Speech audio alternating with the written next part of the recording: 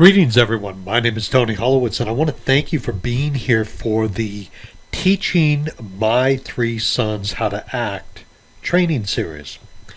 I have three boys ranging from approximately 31 down to 23.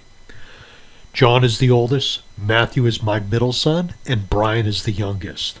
Brian just graduated college and he's starting to look for a job and has got some great data that was given to him that I'm helping him set it up inside of ACT so he can follow up with some of the people in that database potentially looking for a job or opportunities.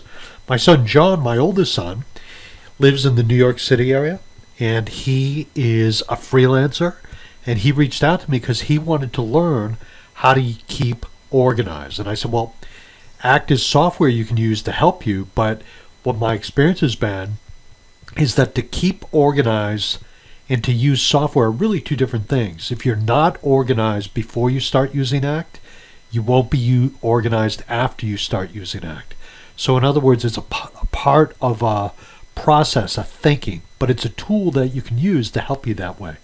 My middle son Matthew is going to use ACT just for keeping track of his contacts, important information to him. So I have three sons, three different ways to use it, and these are some of the things that I want to teach them about in this series. And also another part of this is the fact that they're younger than I am. There are a lot of people that use ACT that frankly are older. It's been around a long, long time. And there are different alternatives, different options. But this is one option that I'm going to explore with my sons because, hey, this is what I do. And if I can help them out, that is the goal here. So let me just talk to you about ACT. And when I talk about this, what I've tried hard to do is to look at ACT from the point of view of someone who's never used the software. And when they first open up ACT, what is it they see and what is the information that they should take away from that first few impressions of opening up ACT? Well, for the most part, in my opinion, one of the first things you want to think about is ACT is just a place to keep information. So for example, if you have a business card and you want to take that information and put it inside of ACT so you have it for future reference, so you can find contact information, you could use it just for that, just for finding contact information. So what I'm looking at right here is a contact in ACT, and this particular contact is in a demo database. The person's name is Chris Huffman, and there's fictitious information filled in here for Chris. But the first record in ACT you will see once you start using it should be all of your contact information. So you want to fill in your name, your address, all the information about you. And that becomes more relevant later in the training why that's important. But this record is called the My Record. It's my record. So this is your information that you'll fill in when you first start using ACT. And for many of you that are using ACT, you might only have one contact in there initially. Now you can import data from other sources. We can do that. But if you think of ACT just fundamentally for what information it holds basic business card information. And it holds it in a layout. And a layout is made up of fields. And these are all fields right here in ACT. Address information, email, something called the ID status, which I'll go into later. But it's where you put basic fundamental information.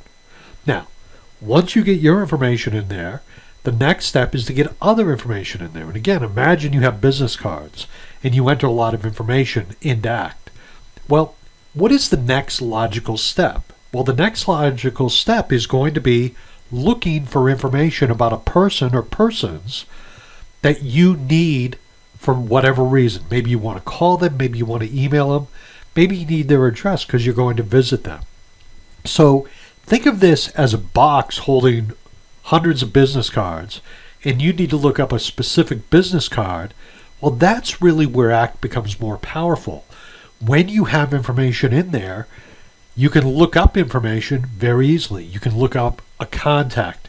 You can look up based on any field in ACT. So for example, if you couldn't remember the contact's name, but you remembered the city they were in, you could look up the city. If you didn't know the person's last name, but you remember the first name, you could look up by first name. So there's a whole series of ways you can look up information. Another thing to think about that I'll talk about more later on is you can also look up information that is not there. So for example, if I want to find all the contacts that did not have an email address because that field was blank, I could look up that information as well.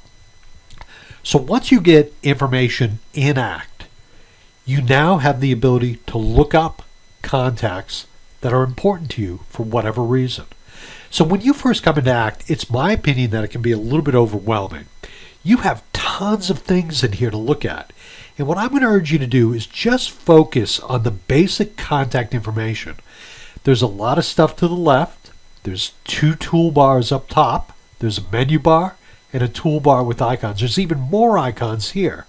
And I think in fairness, if I was brand new to this software, I could be overwhelmed because we have the stuff up top, the stuff to the left. We have the bottom half of ACT. If you think of this layout or this screen split in two, we have all these tabs and all this information down below. And I don't think it's fair to say that you should be able to relate to this until you start using ACT. You can hide some information. So for example, if I put my pointer on this little line right in the middle and click and hold, I'm going to drag it all the way down just to get it out of the way. Over on the left hand side, all of this information, there's 2 little arrows right here. I'm going to click on that and shrink all that information in. So now what I've allowed you to do is just focus on the basic contact information and not be distracted by anything else. And I think that's a good strategy for the first few times you use ACT, because fundamentally what you're going to do is you're going to enter information into ACT, whether it be importing it from an outside source or one at a time entering a contact. So how do you enter a contact? Well, I'm not going to show you exactly how to do it, but I'll give you a little clue. You would come up to contacts and you would click on new contact. And when you do that, you will get all these fields presented to you with absolutely nothing in them. You would just enter information in.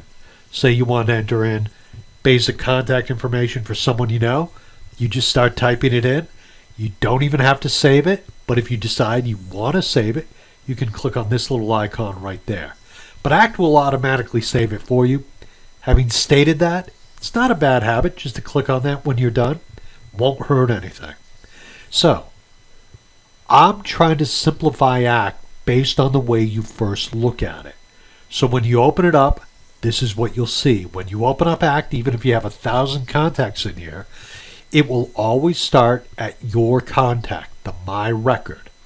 And this information you should fill in its entirety. Be as thorough as you can. So this is just a first look at ACT and the way I think you should simplify it just as you start using it moving forward. My name is Tony Holowitz. Thank you very much, and I hope you're finding this information useful.